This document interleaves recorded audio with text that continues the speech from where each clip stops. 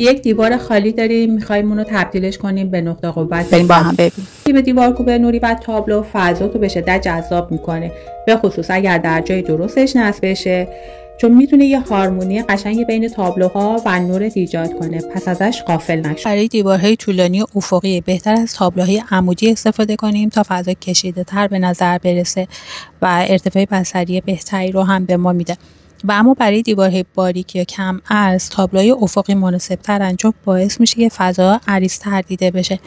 اما بالای مبل یا کاناپه هم اگر در واقع تابلو استفاده میکنیم مثل همینجا، بهتره که عرض تابلو حدود 2/3 عرض مبل باشه تا تعادل بصری حفظ بشه و اون تابلو نه خیلی کوچیک باشه نه خیلی بزرگ. اما یه سری جاها هم استثنا داریم که میتونیم تابلوی بزرگتر استفاده کنیم. اگر نمیخوای روی دیوار تغییر خاصی ایجاد کنی، از یه آباژور پایه‌دار کنار مبل استفاده کن که فضا رو روشن‌تر کنی.